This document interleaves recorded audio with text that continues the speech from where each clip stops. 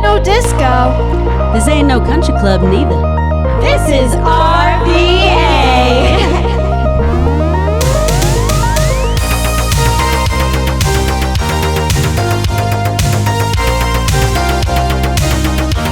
Hello, everybody. Welcome. One and all to a spooky episode. Weird ghosts. Oh, Lala, in the dungeon. Episode 5, 5. we think. Season 2. Cinco. We are pre-recording this once again because I'm leaving the country once again. Sorry, guys, but you know Can you what? just stay home for 1 week? Carpe diem, bitches. That was evil. Anyway, what have you been up to in the week since we recorded last, Olivia? Well, I went to a U of R football game with you and Matt. And also, it was my birthday celebration with you guys. So we went to Little Nickel and I got a Flaming Pu-Pu Platter. Oh my God, it was good. I got, what else did we get? Calamari. We all got the same entree and we all got the pork. Hawaiian Bowl. Yeah. Oh, my and it was God, so- that was Yeah, it so was very tasty. good. And it lasted me for like 3 days. I know. Matt and I just combined ours together and then ate it all. Ugh. Oh, it was excellent for leftovers. That's all I got to say. That's Yes. marriage for you. And that's all I did. What did you do? That's about it, except I did have my first day of substitute teaching. Oh my God, how did it go? It actually was really fun. I ended up, like, my day was split between 2 classes. And the second half of the day, it ended up being someone I've known since elementary school, That's cool. who's also friends with Stacy and Naveen. What a coincidence. Small world. But the kids were so cute. Like, a bunch of them were like, "You're nicer than Mrs. Blank, who's not here. When are you coming back?" I was like, "Of course," because I'm probably like a pushover. And then one... How old were they? So it was 2nd and 5th grade. Oh, those are good ages. So then in the afternoon, I went to art with the 5th grade class, and one of the girls wrote me a card and gave it to me. I'll show it to you later. But she was like, "Dear Mrs." and she couldn't spell my name at all, but it was cute. That's so cute. "You're my favorite teacher ever. Love you," or something like that. So it was That's so cute, Liz. I didn't know it was your first day. Yes. I'm a horrible friend. No, Sorry. it's fine. Yeah, so that went well. And then other than that, just getting ready to go out of town again and hopefully going to the folk festival with you. By the time you hear this, we all will have gone, I hope. And without further ado, shall we introduce our guest? We shall. All right, you guys. This is a spooky episode, so we thought we'd bring in a spooky guest. So today, I'll give you a little backstory. During COVID, I played cornhole for River City Sports and Social Club, and I met today's guest, John, and his wife, Lynn. Soon after we became friends, they told me that they were paranormal investigators. John and Lynn founded RVA Paranormal in 2016 with the intent to dive into spooky experiences they both could share together, such as witnessing poltergeist activity, did I say that right? Seeing apparitions, hearing and feeling voices, and the presence of those long past. And of course, spending the night in spooky places. With over 13 years of investigation experience, together they have explored and stayed in some of the most notoriously haunted locations on the East Coast, and they've communicated with soldiers on local battlefields who seem to still be fighting a war that scarred our nation over 160 years ago. Even after all these years, John and Lynn both feel that they are nowhere close to knowing the questions of how and why. How do people see and hear these events, and why are some spirits so eager to share their story? So without further ado, let's welcome John. Thank y'all. Appreciate it. Big booze. When you read it like that, it doesn't sound spooky at all. Welcome It to sounds the kinda dungeon. It is a little spooky. Yeah. So John, tell me, are you from Richmond? If not, what brought you here? No, I was born in Roanoke, so Southwest Oh, okay. Virginia. Kind of was curious about Lynchburg, but born in Salem and Roanoke. And Salem. How don't fitting. hold it against me. No, I mean, yeah. West side of Salem. No, but born there, moved to Carolina, down around Raleigh, with my now wife. Got married while we were down there and moved back to Richmond. It's probably been 14 years ago now. It's a long time. Long time, yeah. Is she from Richmond? She is not. She's from a little place even further in the sticks than I am called Giles. Giles. I've heard of it. Narrows, Virginia, actually, is where she's from. I don't know Narrows, but I feel like we've driven through there. If you've ever seen driven up signs, 460, yeah. yes. But Yes, that's the 460. place where you slow down to 45 as soon as you see the sign. Yep. Yeah, so it's a nice small town, and she grew up there and went to Virginia Tech. Oh, okay. Go Hokies. Go Hokies! Woohoo! I went to Tech on the weekends. So I did too. but yeah, we met just by sheer chance in the most odd way there is. We met in a karaoke bar that we sang karaoke at every Thursday. That's so cute. That's very romantic. What a meet cute. And were you singing or was she singing Your Eyes Met and We both sang, and our eyes did meet later in the night. So I'd had a lot to drink, and so had she. And I was insisting on buying her one more beer, and she was refusing, and I bought it anyway. And here we are 25 years later.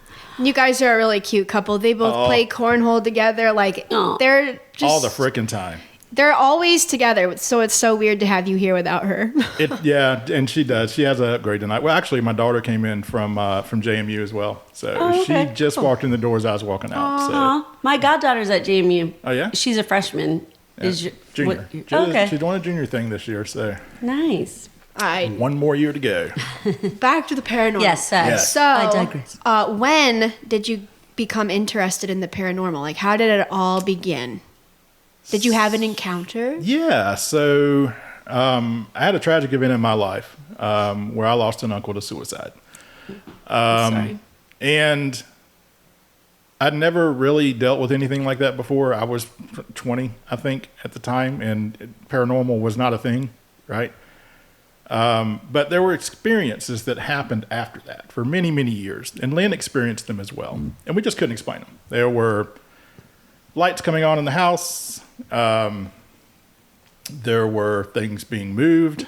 There were just weird things, and we could only associate it with him. And Lynn got to experience those things too. She didn't know Davey as well as I knew him, but she knew of Davey, but she also experienced those things. And they kind of followed us around. They followed us to Carolina when we left and went down there. And then finally they just dissipated. We were watching, we kind of got curious about it. And just like everybody else around that time, Ghost Hunters was really big on television. It was the first paranormal show, and they really did a lot of things right. We were watching that. I mean, me and Lynn were like, I love paranormal. She's like, I love paranormal too.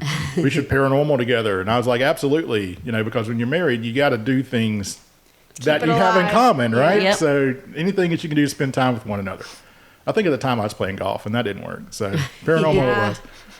But we were going to go to the Battleship, North Carolina, to one of those public ghost events that the Ghost Hunters were putting on, and they were charging like $200 a person. Maybe it wasn't. Maybe it was like 150 or 100. Anyway, it was a lot, right? Especially for us. And I said, well, shit, we could just buy our own gear and start doing this ourselves. It's not hard. We've seen it on TV. Next thing you know, we're hunting ghosts. We bought the equipment, and we're doing our thing just like they did on TV, and we've been doing it ever since. Wow. So what equipment? I mean, I know so you need the sound kind of stuff, right? Yeah, I love sound. What else? Video. Video. I think anything that you can put audio with video is perfect. To me, there is no better evidence than to hear somebody talking and have the camera on everybody in the room, and to know that no one was talking when that was recorded is probably the best evidence. And as you kind of get used to it, you kind of get a feel as well for when something doesn't feel right. It's kind of like that when you turn the light off, and you've seen that TikTok where they turn the light off and the guy runs upstairs. Yeah, that's me. That's and literally turns the me. light on, and the ghost goes, damn it. Kind of like that. So you kind of get those feelings when you just know something's not right. And And so we started kind of noticing that in some of these places we were going to. It just didn't feel right. It didn't feel good, or it just felt different. But a lot of the things that we use are, just normal run-of-the-mill things that you can buy that just look for fluctuation in the environment. So, a lot of the equipment we use calibrates itself to the temperature, barometric pressure, electromagnetic fields in the room. And if that changes at any point in time, that equipment goes off. Doesn't mean it's a ghost, but something caused that environment to change. And that's kind of what we look for to let us know that, hey, let's slow down a little bit, pull out the recorders, get some video running, and see what we can capture. Right. Do you think that certain types of people attract spirits than others? Like, can anyone attract a spirit, or are there certain people that ghosts are more? Yeah. I guess it depends on who you ask. For us, it's, just the firm belief that spirits everywhere, right? All around us. Like, energy to us is what we kind of equate with what a spirit is. It's the energy that's in your body that leaves your body, and energy doesn't die. Energy remains. Like, you can cut a light off. It doesn't mean that the electricity isn't there. It's just blocked. And once you flip the switch, the lights come back on automatically. If you never turn that light on, the energy's not going to go away. So it's the same thing. When that energy leaves your body, we believe it remains. And those are kind of the things that we look for. But we also believe that, and this is kind of the thing where we're no closer, right? We don't know if the energy that's around us is just here, if it's a family member or a loved one, someone that used to live in this house, or just a spirit passing through. Or right? a demon. Or one that followed you home, or a demon. A poltergeist. Or a poltergeist, yeah. So we don't know the why as much as what. And I think we pretty much, anybody that you ask in the field is going to tell you that a spirit is the energy. Either a residual energy that remains, or a physical energy of someone that was here. And it can be intelligent, or it can just be going through, walking down the hallway and out the front door every day at 8 o'clock to go to work type energy, right?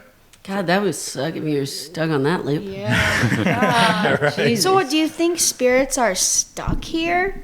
Or do you believe in the afterlife? Like, what's your theory on that? I've had 3 different theories on that.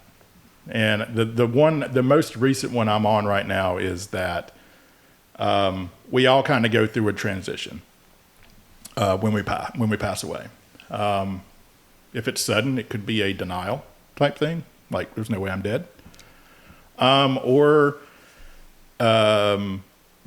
it could just be they don't want to go, right? And the reason why I've come to that is I've been doing a lot of near-death experience type things where people have been, cool. Determined dead for a certain amount of time and then brought back. And one of the things that I listen for when I'm doing an investigation, it's the same thing with the police. So they get all the eyewitnesses, right? And they write down all the stories of everything that everybody saw. Right. They throw out anything that doesn't match and focus on what is the same between all of them. And one of the things that you constantly hear is, I died. I'm above my body. I'm looking at my body. I've heard There's that too. someone beside me. I don't know who it is. And they're guiding me. And they're not pulling me, but they're there with me for the journey. Then I make the decision to turn and go towards the tunnel. And there's always a tunnel. It could be a dark tunnel. It could be a light tunnel. It could be a hazy tunnel, but it's a tunnel. And on the other side of that, they're in a world, and a lot of people describe it as an open field or woods or something. And then the person that was with them is gone, and they're left to decide what to do then. And I think that from the point that you decide to turn and go through that tunnel, you're here. And you go through that tunnel on your own free will. So when you're ready. Some people may never be ready. Some people might be immediately ready. Like if you have, just an example. If you know you're going to die and you've accepted that, and you die, you're ready for it. I'm going home, right? Yeah. I hear the stories about my mom's waiting for me on the other side. I'm outie. Right. And then I think you got people that are like, I'm not ready to go. Yeah, I can definitely see that. I actually have a really freaky small story to share about myself when I was a kid. My dad's really tall. He had me on his shoulders and we were playing basketball and he went to shoot the ball, let go of my feet, and I fell and hit my head so hard on the cement. But I swear to God, I remember when this happened, I was watching myself. Like I wasn't even there. I was watching myself fall. And I felt the presence of someone. And then I was fine. And then I was back in my body and I was fine. And my dad was bawling. We rushed to the hospital. My mom came. They did brain scans. I had to go to the hospital. I was fine. Wow. So I don't know what that was, but it could have been a death thing. Well, that actually ties into one of my questions because you hear stories and stuff about how children or maybe animals even are more sensitive to paranormal activity. Is that bullshit? cats. Or I don't think so. Oh, really? I don't think so. like we were all like seeing ghosts everywhere when we're kids and then we somehow forget that Yeah. shit? I don't know. So, it's funny. You talked about, things following you home Yeah. or, attachments and demons and things. And we've had a couple of experiences where we've gone to a few places and 100% definitely we come home to paranormal activity after that trip that wasn't there before. And we had a pit bull named Major. And Major was real chill, right? He was just a laid back dog, loved people, never bit, growled, snapped at anyone. I'm out of town one night, and this is when we lived in Glen Allen, actually. So I don't know who lives in that house now, but it's not me. Major woke up, and the way that the house was is there's upstairs, the master bedroom was at one end of the hall, and there was a bonus room, which was our oldest daughter's bedroom at the end of the hall.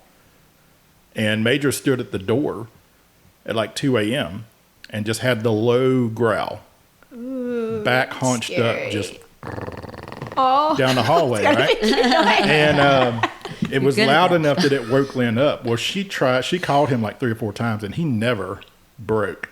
And she got up and walked to the door, and he was just staring down the hallway at my daughter's bedroom. And until she turned the light on, he did not stop.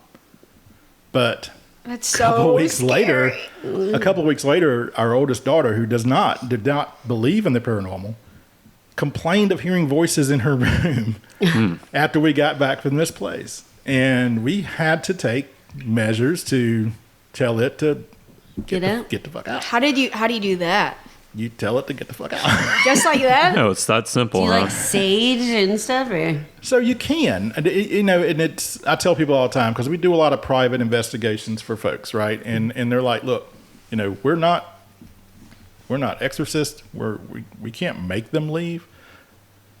We can get people, and I'm not one of the guys that goes around and sages and blesses. I know people that do that, but at the end of the day, you can temper it, but it's not going to go unless it wants to, right? I'm like, bring it on, please. Someone come in here right now. Well, that's part of the thrill of it, right? I ain't afraid of no ghost. Seriously, I'm like, I want a ghost. So there's 3 perfect examples of what you experience with people that don't have experience with the paranormal. Is they want that experience, and then we've had people just like get up and it's been real fun and leave right in the middle of an investigation. Yeah. Like, I don't believe in this stuff. And next thing you know, they're in their car 15 minutes later, starting it and booking. I was like, wait, don't you want, okay. Shaking like a leaf.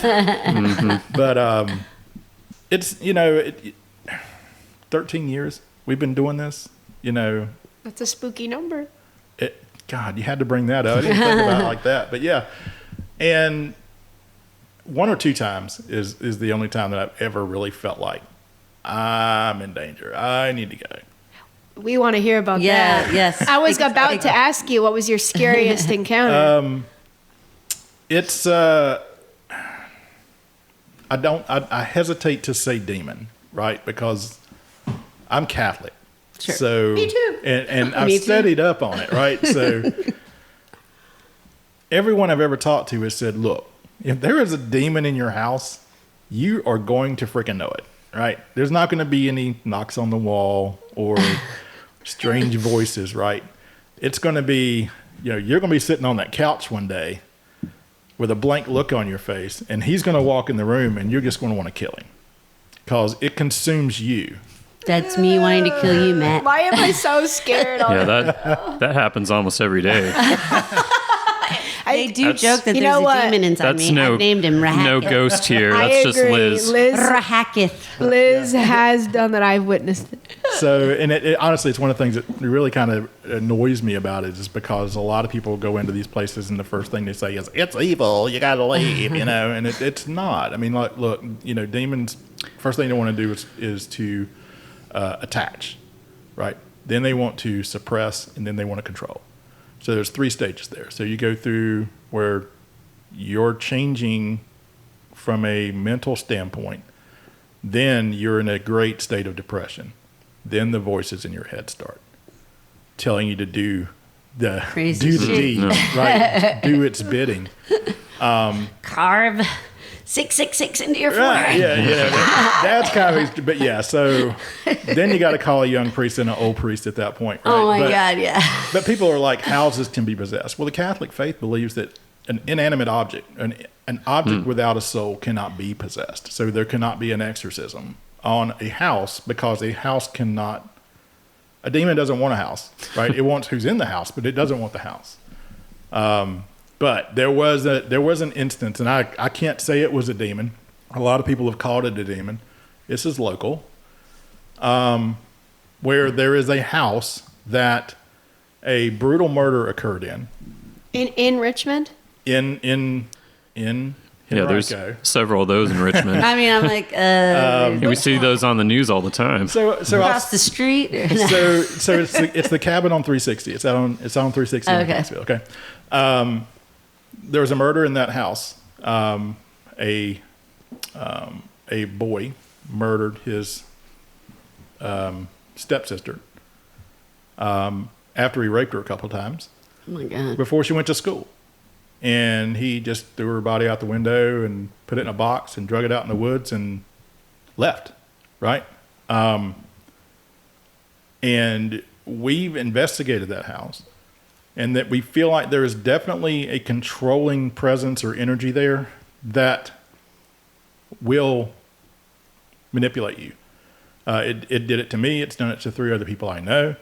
Oh my God. But when you want to talk about hearing voices in your head, that's kind of the place. And God. So we should all go?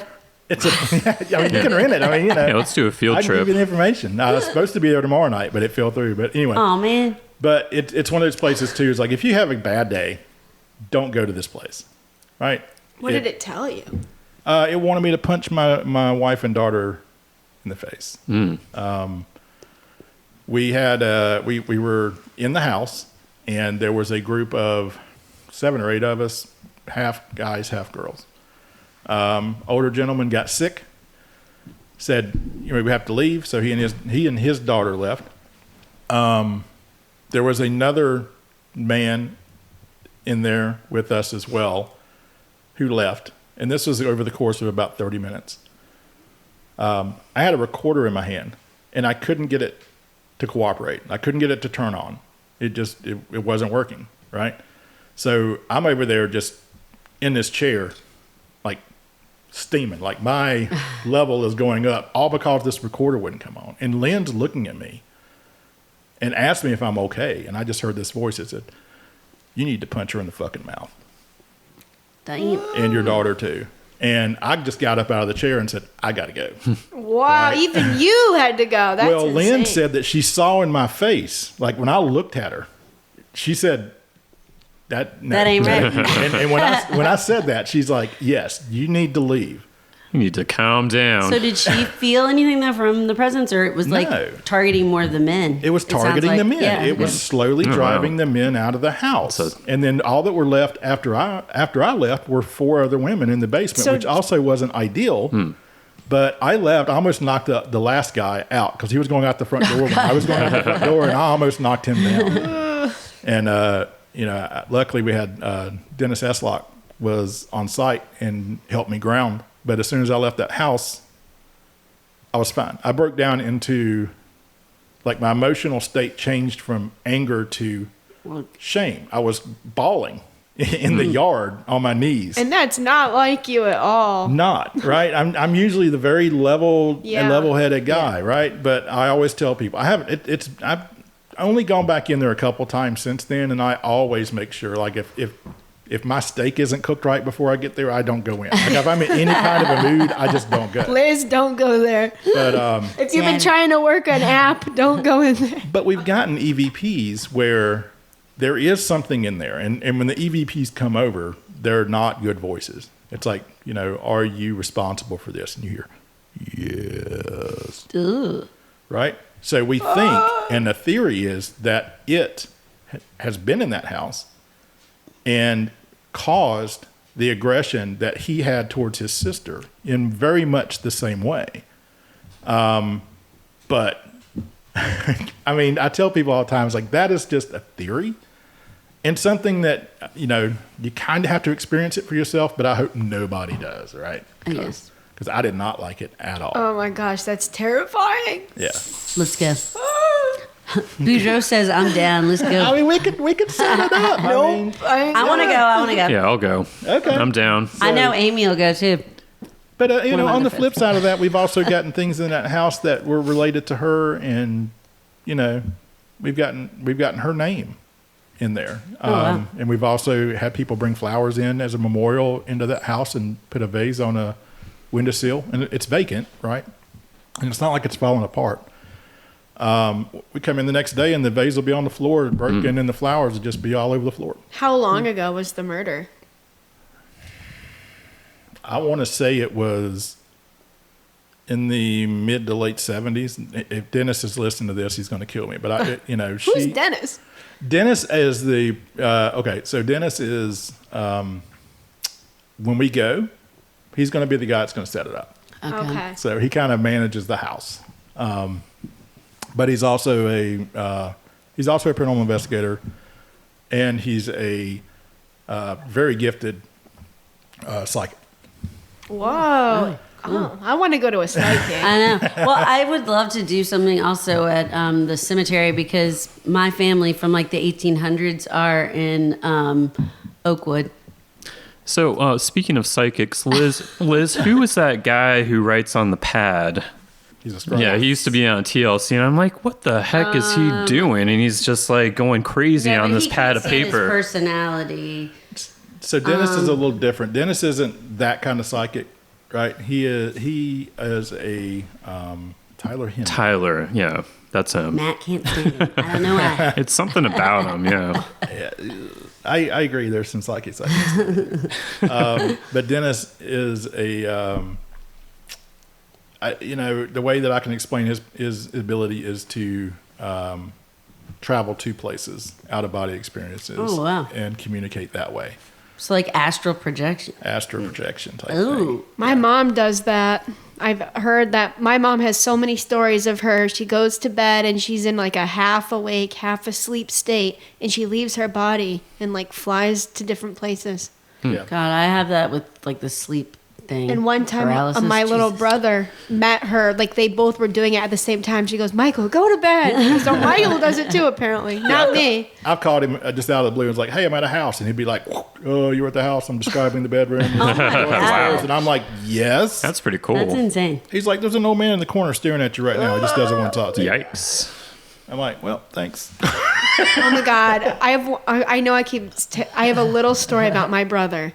One time I was up really late in college at like 3 a.m. on my laptop, and my little brother opens my door without knocking, and he's just standing in the doorway and in the middle of the night at 3 a.m. And I'm like, "Michael?" And he's not saying anything. I'm like, "Michael?" And his eyes are shut, and he's like staring at me though. I'm like, "Michael?" And I'm like, "Ah!" And then I turn the lights on, and I know you're not supposed to. I don't care. I shake him. I'm like, "Michael!" And he's like, "What?" And I'm like, "Go back to bed." And then I never slept with my door unlocked ever again. So yeah, there's lots of experiences that we've had. After I almost now when we go places, it takes a lot to really impress me because Right. I've experienced so much, and I'm like, okay, we're definitely going to have to do better than that. But we still to this day capture good evidence, and I wouldn't say that we're out to prove to any, because I don't think you can prove. You can't change paranormal, anyone's mind. right? I don't think on anything. I think we're still trying to prove it to ourselves. And I mean, we believe that there is something after that. And it's something that I don't believe that we will ever know the answer to until we're on the other side of that veil. And it's going to go, oh, yeah, I can mess with that K2 meter. I'm doing it now. But Like, Matt's marrying somebody else after I die. Bitch.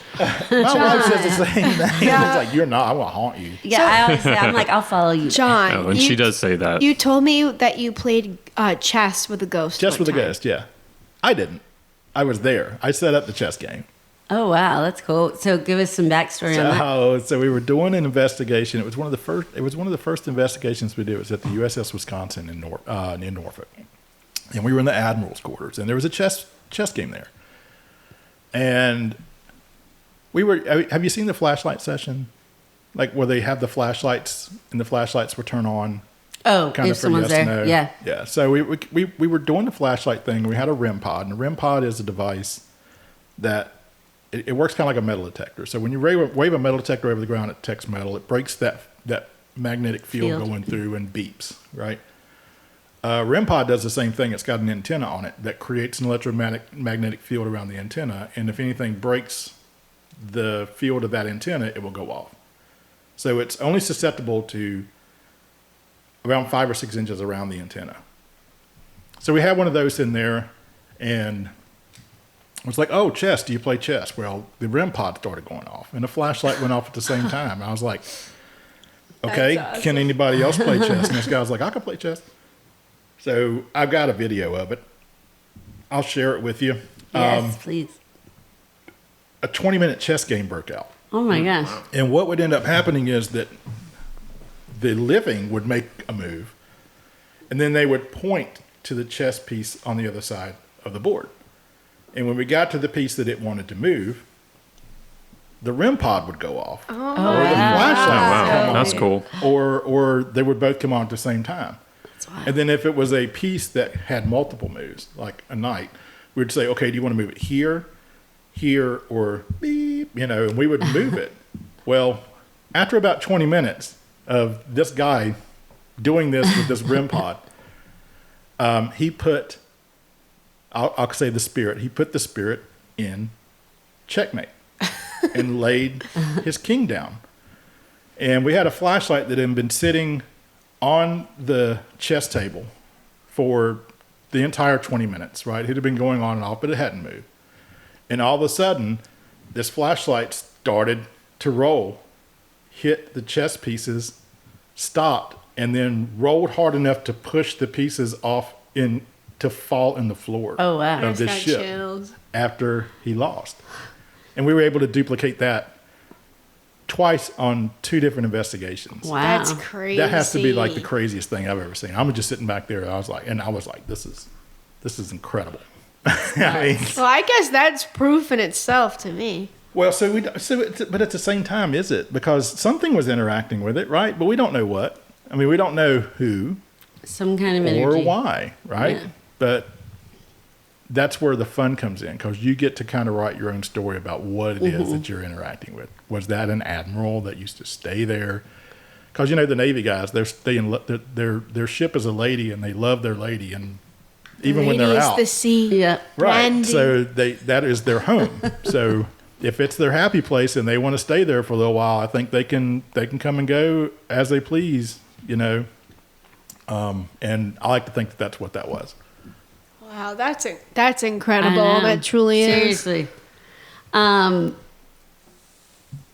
trying to think of, God, you've told us so many good stories already. Okay, I do have one. Yes. Have you ever used a Ouija board? Oh, yeah, that's a good one. Not since I was 16. No. Is it a bad idea to use the Ouija board, do you think? Or I is don't that like bullshit? That's a good question. I don't like them per se. I don't tell people not to use them. I just think it's one of those things that if we can talk to a spirit through an iPhone or a voice recorder, or can ask them to open a door or do something like that, why the hell can't they move that little thing around on a board, right? That's true. I think at the end of the day, it's just a game. It's a piece of cardboard with a piece of plastic, right? But I think that with anything, right, your intent is what drives it, right? Your energy and its energy. So if you believe it, it's more likely to happen. I don't think anybody that sits down on a Ouija board and says, this is never going to work. It's never going to work. But it worked for me.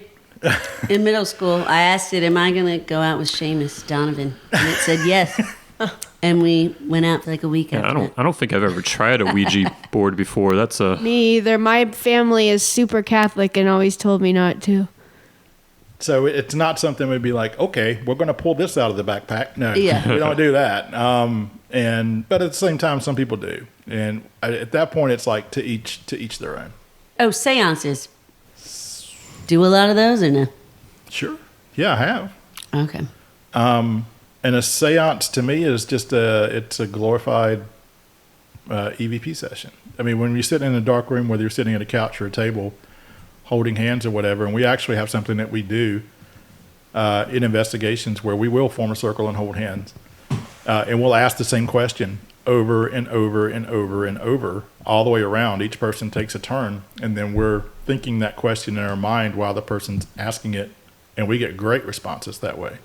Oh, that's cool. So kind of a combined energy effect type of thing, similar to sitting down at a table holding hands.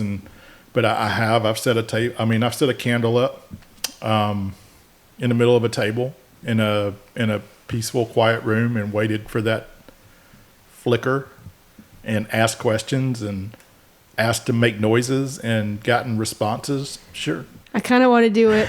Let's do it after the Well, episode. I think it's fun. I'm down. You know what I want to do? I want to bring my recorder tonight because I want to do an EVP session. Okay, so another question I have are, do you offer, I know this already, but for the people listening, do you offer ghost experiences to the public? How can people sign up? Sure. So RVA Paranormal is a small team, just me and Lynn and our daughter Kristen, who took to it, I guess, when she was 16, and of course she's getting ready to turn 21 next week. Woohoo! Party over here! Getting her drunk. But yeah, so one of the things that we do is we collaborate with other teams in the area that do public events. One of the largest in this area is Transcend Paranormal. Steve Dills and them, they've been a team for over 20 years. And they do Hanover Tavern. I don't know if you know where that is. Oh, yeah. They got a ghost hunt coming up there. It is the spooky season, so a lot of that. So we've got one coming up at the Exchange Hotel this weekend in Gordonsville. Oh. We're doing a ghost walk / investigation on Friday night, and then another investigation on Saturday for a larger group. But there's some things you can follow. Haunted Nights Paranormal Events on Facebook is a group that we work with, and they do a lot of out there. So they're doing like St. Albans. Oh yeah. In That's Radford, on Virginia. that's on our list. We're going. The Dunlora Hotel in Mineral, Virginia. The Dunlora Inn is another great place. We've been to Illinois, Gettysburg. We're going to Gettysburg this month. That's awesome. But they go to a lot of out there locations, and then Transcend tends to do more kind of in the immediate Richmond area, Scotchtown. I know you've heard of Scotchtown. Mm-hmm. One of the most haunted places there is, by the way. Very underrated if you want to experience ghosts. But yeah. So, you can follow us on Facebook, follow Transcend Paranormal on Facebook, Haunted Nights Paranormal Events on Facebook, and they're always posting things where you can go. And the prices range anywhere from $40 or $50 to, VIP packages, $1 billion. 120, Yeah, right. where you can, go. But a lot of these things, you can stay in there all night. I mean, just bring a sleeping bag. Henricus Historical Park right down the road. Oh, yep, we've been there. Been there before. Spent the Been there, night done that. in that place, and I would tell you what, it takes. Don't go prepared to sleep. I can tell you Oh, that damn. because, it's kind of a They're crazy there place to too. fright you. Do you think spirits are more active during Halloween? Do you think Halloween has like a certain presence? I do, but I think a lot of people put their vibe and energy, put it out there. Oh, that's true. It's kind of like the Christmas spirit type thing. I mean, there are just as many people that like, Halloween is like Christmas. I'm one of And- them. I feel like there's more people that like Halloween. I For me, love that's 'cause I like Halloween's my Halloween the best. favorite. Well, the Halloween decorations definitely come out, but I think so I think that when you're in that kind of a spooky vibe, that your energy is a catalyst that feeds off of it. So, absolutely, I think it picks up. Maybe the spirits are our creation because of the energy. You never know. Yeah, well, I mean, that's another theory is that it's there that is just a manifestation of ourselves. That would suck. Yeah, you could. I mean, there are so many theories out there, and like I said, that's one of those things you're just not going to know till you get there, right? Yeah. Until you get on the Yeah. other side, and you know that. Damn it. Oh, we had this pegged all wrong. Like Yeah. these people are wasting their time, or or oh my gosh, everything that they said was real, and I can. Or the multiverse is real. I Or believe all in of the those multiverse. theories. Actually, this is See, a I believe- simulation. Yeah, I believed in the multiverse long before Marvel did. I can tell you that. Right now. And one of the craziest theories that I gave somebody that blew their mind was like everything, energy and sound and everything is in a wave. It's waves, different frequencies, sharp, low.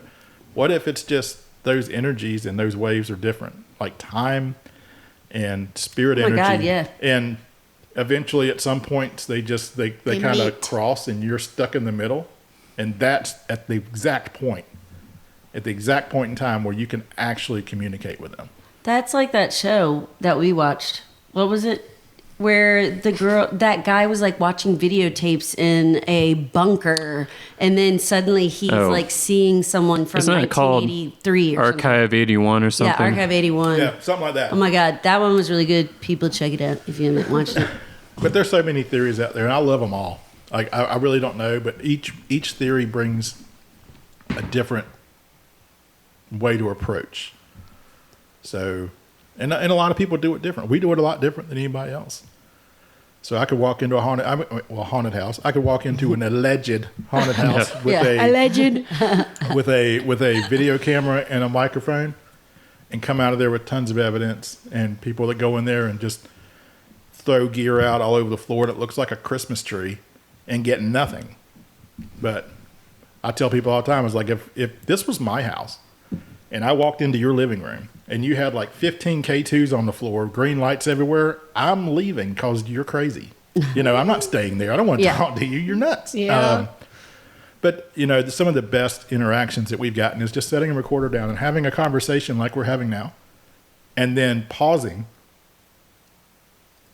and then seeing if we get a response Playback. that's joining us in the conversation. I bet we could do it, and like we'll go offline, but we'll just keep the recording on so we can all hear each other like this. I'm sure it would happen. It's gonna happen. I want to do it. I think we should. We We'll could do it. definitely We'll set try. that up. But What about dreams? Like, do you think that people actually are visiting you, or is it more of your mind? I think that the mind is one of those things that like we're never going to Like, we'll never know until we're on the other side. Well, the mind is very powerful. I mean, the mind is the thing that convinces you that that door opening is not a ghost or that it is a ghost. But yeah, I think that that is a way that they can let us know that they're there. I mean, I've experienced it. Lynn's experienced it with my mom. 3 days after my mom passed away, we were in the hotel room, and I was kind of upset that my mom hadn't made an attempt to come and Say, say something to me to let me know that she's okay. And that night, Lynn had a dream that my mom was standing beside her in a white gown, grabbed her arm. She woke up, and my mom told her, "Take care of him." And gone. Just that quick. Oh. And she woke up cold sweat. She's like, "Your mom was just here." And I'm like, didn't. Why? But I believe that. So, and kind of a similar thing when my dad passed away. Like, Dad didn't come say bye to me, And then one of the things that my dad used to always do is put his hand on my head when I was a kid. And he would just kind of squeeze your head. Yeah. And I'm laying in bed. I'm like, Dad, when did you come see me? And I felt a hand on my head. Wow. And it just squeezed me. And then it was gone. I was like, thank you. That's all I wanted. Right? But, Mom, she every once in a while, she'll come to me in a dream. And it's such a vivid dream. Like, just letting me know, I'm still here. Yeah. It was really strange. We've been on investigations and had people's relatives come through in an investigation. Like, we'd be in a beautiful plantation house investigating, ye old history, and Somebody else is like, sorry, I'm busting in here. Ye old. Exactly. So I think they do. I think energy does stay with us. I think it has different ways of letting us know that it's there. We just have to be smart enough and open enough to accept it and understand it and listen to it. Yep. That's so true. All right, y'all. We could talk about this all day, but we must move on. Thank you so much for joining us. Not a problem. Thank you. Let's do a word from our sponsors first. right. Let's break this up. Are you thirsty? I'm always thirsty. Well, lucky for you, I have this Coastal Rosé Watermelon Spritz. Can I have some? You can. And you know what's awesome about it? It's 5% alcohol, 100 calories. And Liz, you know some more facts that I feel like I don't know. Yes, I believe it is sweetened with monk fruit to keep your blood sugar. Wow, monk fruit. Where does that Yes. come From the monks. Yes, exactly. What she said.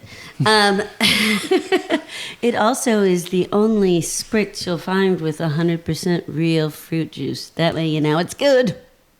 That So- sounds amazing. Everyone drink up. Drink. Where Coastal can I Spritz. get this so-called beverage? Oh, I'll tell you. Benchtop Brewery and Corks and Kegs. All right, well, We were just there this past weekend. color me there. That's it. Calamari Coastal. And I mean, you can also drink other things at Benchtop, and there's a great selection of everything else at Corks and Kegs. So it's a win-win. I've Go both heard they places. have beer there. Is that true? Or is that a myth? True, but we don't care about the beer. We want the spice. Okay. But you know what? If I want to work that shit off, where am I gonna go? I'll tell you damn where to go. You're going to Maya's Belly Dancing, and we're going to go to the one on Broad Street at the Dance Space because that's close to us. But if you live in the Midlothian area, have no fear. Maya offers a belly dancing class every Wednesday at Tangueros. 5:30 at Yes. Tangueros. And then there's also a new class on Wednesdays at the dance place later in the evening. So go to her website, myasbellydancing.com, and check it out. Or any social media platform, Instagram, Facebook. Oh, I think those are the only two. All right. Anyway, let's move on to the fun shit. All right, I have a funny question for you. If you were a ghost, who and how would you haunt that person? Oh, God. Who? Like, who would you haunt and how would you do it? Just one? Well, if I you feel like I would multiple haunt people, everyone. Legions of. How would I do it? This is weird. I'd haunt my brother. Yeah, because he is kind of one of those that knows what I do, and he's had some experiences, but he's also very he's easy to scare. And I imagine that I would do it kind of similar to they did in Beetlejuice, where you pull your head back and pull your eyeball We out of are- your head. Like, I would be like the scary ghost. Let me tell you, God. we are so familiar with that movie. We've Yes, seen we it are. about 50 times. as a trio. See it every year. Or I would do some really stupid shit. Like, as soon as he opens the door, I would just push the door a little bit so he runs into it. Yeah. Stuff like that. Yeah, that'd be pretty cool. That's hilarious. All right, so I've got a question, and it's a hypothetical. Let's say I start my own business where I'm, hunting ghosts around town. I have my own vehicle, and what happens if you cross the streams? I imagine it would be Destructive. it would be the end of all life on Earth as we know it. Don't cross the streams. Yeah, do not. Unless you have the keymaster and The gatekeeper. Yeah, the gatekeeper. Yeah, she was hot. I can tell you that right Smoking. now. I was watching. I would love to be the key master. Gotta love that Let me movie. tell you, she was out of his league. That was for sure. I know he was probably pretty pissed off when they brought him back. It's like, damn it! It's like, do you remember any of that? No, God. If you got into a confrontation with a ghost, what cuss words would you use to repel it?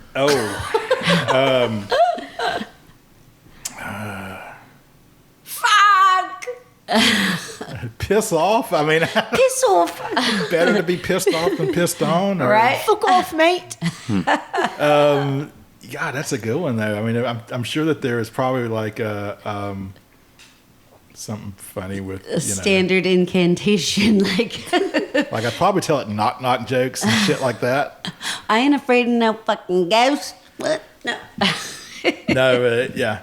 Actually, I've told a ghost. Oh, dad jokes. We told dad that's jokes funny. to ghost. What Were they joke? amused? I mean, I think so. Yeah, we got some responses. I think we even got one laugh, and then we got one get out. Just I mean, one laugh. Get out. Get out. if we had gotten a lot of laughs, that would probably been the one that got. Oh, that's nice. But yeah, so that's one of the crazy things we do. We always tell knock jokes and dad jokes. That's fun. I like that. It is fun, and that's what it's about. It's about having fun. It Yeah. can be all serious, but at the end of the day, we like to have a good time. We enjoy doing it so much. It's just let's go in here and just act like normal people and have a good time. Yeah. My grandma lived in Darlington Heights, another small town. We were talking about small towns before we started recording, outside of Farmville. And it was a schoolhouse where like all the grades went because it was basically like 20 people in the town. So it got abandoned. And whenever we would stay there as kids, we would go walk through the abandoned schoolhouse at night. And my great uncle Sonny would always do something to scare the shit out of us. But it's so funny. Like you were talking how your brother's so easy to scare. Yeah. Like half of us would always end up like running back to the house as fast as we can because we got like so freaked out. He was so good at that. He would get like my uncles or other people to like go into the schoolhouse with like a lantern and God. it would look like there was something floating in there. Who knows? Maybe I could never tell if he was serious or not. Like, was it ghost? Was it not? Was it a combination? We'll never know. We do make it a point to try to scare the shit out of one another. At least on one investigation, I could tell you some I stories couldn't go. about All right. pee a little bit type things. Oh yeah. Oh my God, it's hilarious. Elizabeth, will you ask your husband to drop it on us? Yes, please drop it on us. All right, I'm here to drop it on y'all. And today's topic is a spooky topic. It has to do with the top cemeteries of Richmond. And so I'm going to talk a little bit about the top cemeteries and some fun facts and the residents in them. The residents. Yes. The permanent residents. So starting off, and I'm going to talk about the number one Richmond cemetery, and that is Hollywood Cemetery. You may have heard of it. It's located next to Oregon Hill, and it was originally known as Harvey's Woods before it became a cemetery. Oh, interesting. And so can you guys guess where Hollywood got its name? Hollywood. There were a lot of holly trees. You're right, correct. Holy shit! Wow. Oh my god! Yes. And so What do I win? you Brand new Once- car. Oh my god! no, definitely not a brand new one. An encounter with a ghost. And so, Liz, you are just that good. It came from the holly trees on the hills of the property. And Hollywood Cemetery, it was dedicated in 1849, and some of the famous residents of it are in the President's Circle. James Monroe, John Tyler, a president of the Confederate States, Jefferson Davis. And also there were 28 Confederate generals, including George Pickett and J.E.B. Stuart, and also 18,000 Confederate soldiers. And this is kind of an interesting thing I found. Hollywood Cemetery is known for the Richmond Vampire. What? I've Yes. never heard of that. Tell, You've never tell, heard of that? tell. No. Oh my God, that is like World famous. Yes, so it's an urban legend that in the mausoleum of W.W. Poole holds the remains of a vampire that was run out of England in the 1800s. Is it Dracula? Yeah, I was about to say that. Oh my god. And some say that the two W's, they look like teeth, like pointed teeth when you look at Well, the... we've never seen that. We've got to go investigate. Yeah, well, we have to go. And another interesting fact is once you enter the cemetery, you see the memorial stone of Odorous Urungus of Gwar. And so his body actually isn't there because he had a Viking funeral, and so it's just a memorial stone. He had a Viking funeral? That's kind of fucking... Yes, he did. That's rock star, man. Yeah, that's... I mean, that would be a That's terrible what I end of a want. legacy being buried in Hollywood Cemetery. No, I know. And so moving on, this one is close to home. This is Oakwood Cemetery. That's where my family is. And so this is the east end of Richmond, north of Church Hill. It's a whopping 176 acres, established in 1847. It has a total of 48,000 graves, 17,000 Confederate soldiers, and a lot of them came from Chimborazo Hospital, Right across the street which from my is house. right across the street. And so they had a lot of deaths, burials in Oakwood.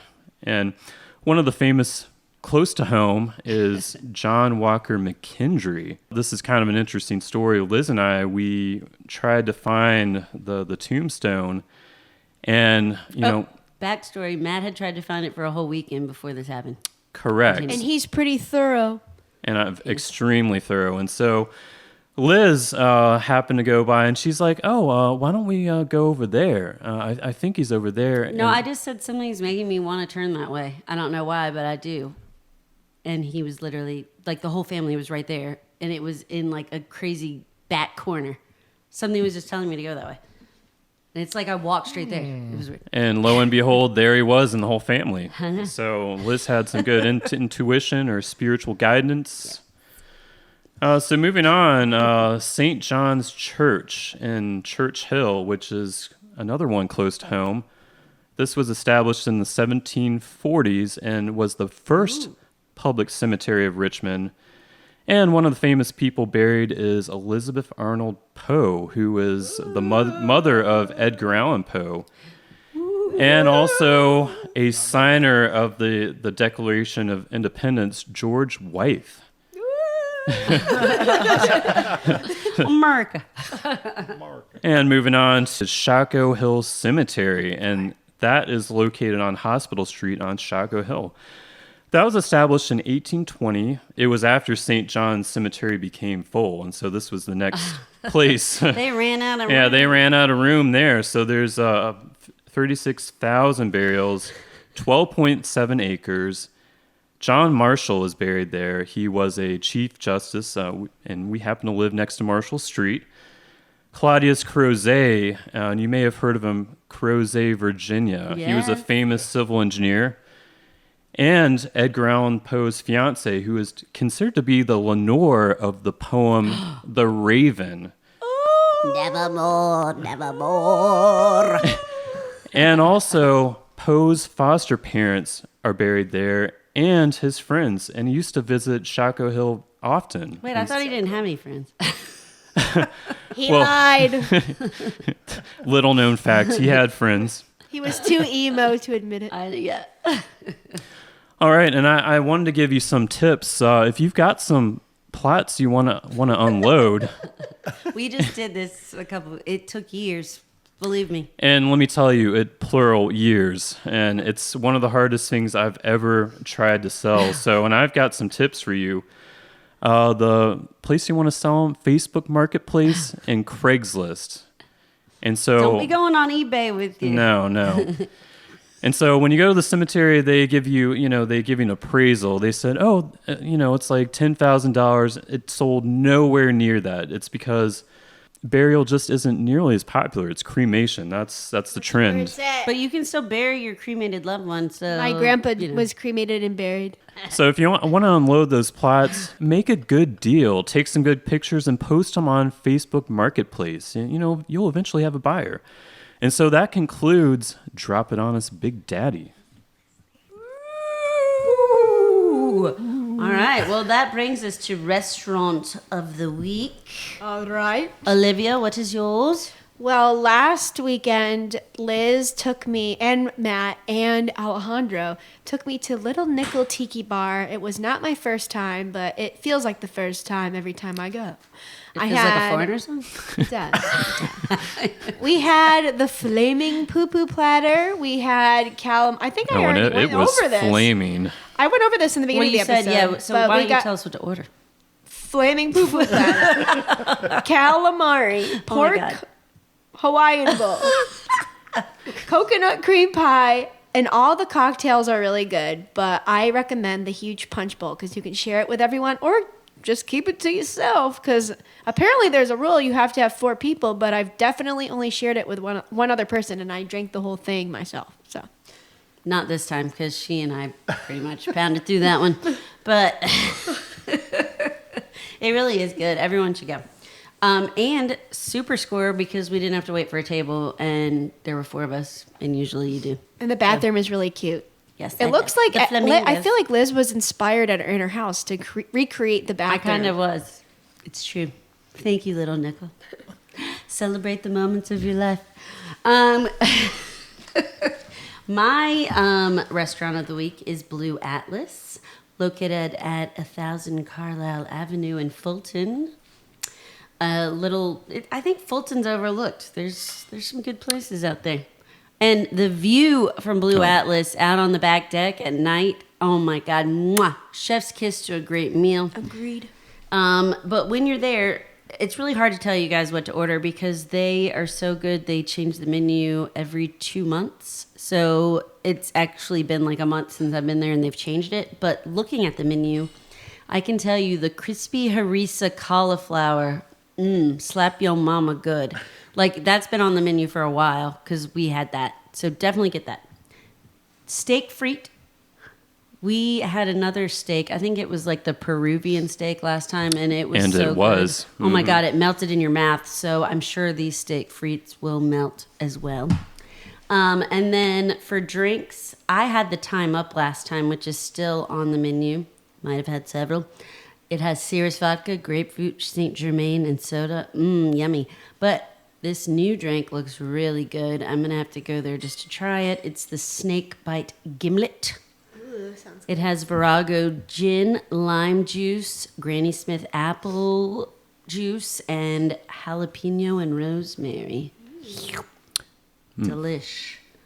All right. Well, that brings us to what kind of haunted houses can we talk about? Let's just throw some at y'all that you could go see. We've talked about them a billion times on the podcast, but finally it's spooky season. I know, right? So Red Vein Haunted House is really fun, especially if you do the VIP pass because if you like scary stuff, because they can touch you and like throw blood on you and it's extra scary and they can kidnap you and I love it.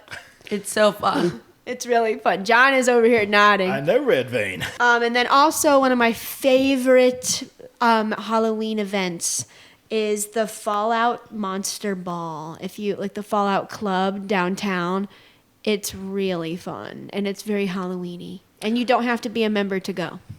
And it's haunted. All right. It's haunted. And I've got Fallout's haunted? How do you know? I know. He knows things. I know. Whoa. He has the knowledge. And I've got a couple places. There is Creepy Hollow Scream Park in Ashland, Virginia.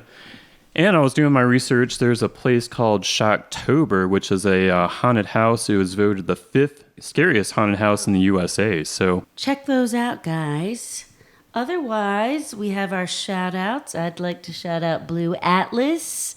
I'd like to shout out Spot of Life, U of R, for another fun tailgating experience. Olivia? Matt? I'm going to shout out Little Nickel. I always get it mixed up with MPM Tiki Bar because they're both tiki bars. Shout out to Creepy Hollow Scream Park because that one is really fun too. They like put you by a fire and like they read you like a story, like a spooky story, and then they bring you into the woods. And then Red Vein, that's more of like an inside attraction. Like it's both in and out, but there's a lot of like inside the house and in a basement, and it's scary. And it's also blows everything out of the water. I think Red Vein is the best. That's just my personal opinion. Matt? Excellent. Shout out to the cemeteries of Richmond. Mic drop. Shout out to RVA Paranormal. That was my next shout out. Do I get shout outs? Yep. Yeah. Yeah. Do it. The only one, though. No. No, I'm just Gotta be a good one. Shout out to local here, Haunts of Richmond. Yes. I love those guys. They do some tours as well. They got a pub crawl. I love Ooh. the pub crawl. The prub. The pub Are they crawl. doing one on like that Saturday of Halloween? I think they do it every weekend. Oh, Yeah. Great folks. We'll go. we're doing Go. that. And Haunted Nights Paranormal events. And if y'all want to get super crazy on your haunted houses, St. Albans does a haunted house. Oh, my God. We want to Oh go. my We've God, already we're talked going. They about run it. Yes. it for a month, and I will Holy shit. guarantee you'll shit yourself. When I is can't that? wait to Is it shit happening myself. right now? I think it's going to start happening like here in the next week. Like if it's not already happening, and they run Elizabeth, it we have to go. for yeah. All right. Well, I feel like I that's can't wait. That That's was a two, wrap. I'm sorry. That's a wrap for the spooky Halloween episode. May the force be with you. And with your spirit. All right, guys. Let us know what you think of the episode. Facebook, Instagram. Check us out. Yeah, maybe we'll put up a poll about like what's your favorite haunted experience around that's a town. good- And also, you guys, be sure to subscribe and rate our podcast. It really helps. If you do it on Apple or Spotify, wherever you listen, please take a few minutes out of your day, give us a rating and a review. It really helps, like I said. And follow us on Instagram at olala_RVA. Yeah, if we become famous, you guys might become famous too. You never So know. help it- And then help us get there, Facebook at olala RVA. Same thing. And then if you want to email us, just look on our socials. It's all there. Word. All right, y'all, stay freaky out there. See you next time. Bye, John. Thank you. Bye-bye. Bye.